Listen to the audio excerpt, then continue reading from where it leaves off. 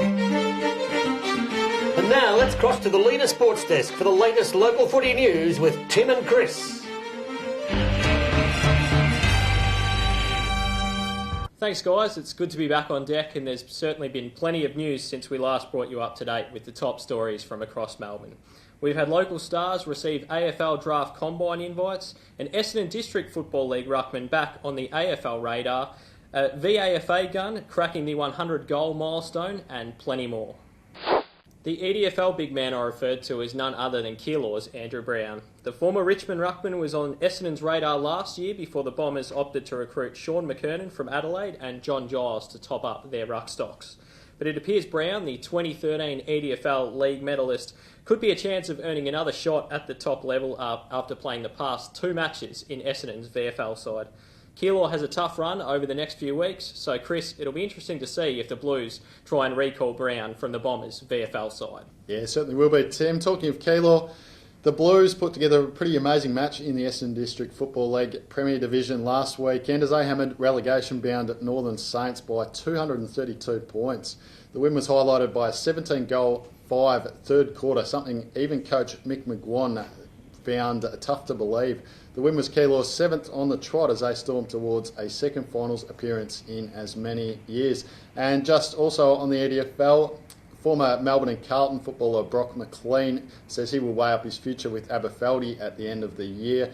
You can read more on McLean in this week's Moonee Valley Leader and also online at localfooty.com.au. One of the more remarkable stories to come out of the State Draft Combine invites was that of Northcote Park tall Ash Close.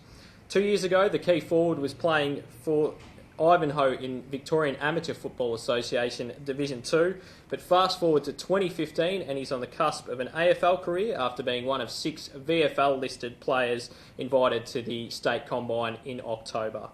It's been a meteoric rise for the Cougars tall since he slotted 117 goals playing for Ivanhoe in Division 3 back in 2012, the year that they made the grand final and were promoted to Division 2. He's since played in a Gippsland League flag for Morwell and featured in 2 VFL games for Collingwood this year, the club where he works as a forward analyst. We wish Ash and the other 5 VFL listed players that have been invited along to the Combine all the best as they chase their AFL dream. There's been no shortage of coaching news out east, Tim, with 3 Eastern Football League clubs on the hunt for new mentors in 2016. Mulgrave's Ryan James and North Ringwood's Brett Moyle will hold the reins until season's end before stepping down, while Blackburn's Peter Banfield has been replaced by Kyle Matthews. Banfield was set to continue in the role until the end of this season, but was replaced after speaking out against the decision. It's the time of year where clubs are making swift calls on their coaches' futures, and that was certainly the case up at Bendigo Football League outfit Kyneton last week.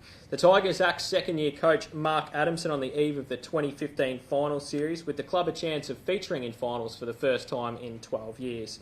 Kyneton President Rob Waters said a missed Sunday training session after the club's loss to Golden Square forced the club to act, with Luke Beattie installed as coach for the remainder of the 2015 campaign. For the full fallout, get your hands on a copy of this week's Sunbury Leader. There aren't any records being set in the Coleman medal race in the AFL, but it's good to see that key forwards are still getting the job done in local footy, Tim. Westbourne Grammarians gun Dale Collins reached the 100-goal milestone in the Victorian Amateur Football Association's Division 4 competition last weekend, kicking 5 goals to take his season tally to 102 majors from 14 matches. And in the Peninsula League, Mount Eliza's Justin Van Unen appears on track to also crack 3 figures after snagging 11 goals, 9 against Chelsea last weekend to take his season tally to 83 goals. That's about all from us for another week, guys. Remember to keep an eye on localfooty.com.au for all the latest throughout 2015. Give us a like on Facebook, follow us on Twitter, and look out for your local leader newspaper in the mailbox each week. We'll see you again next week.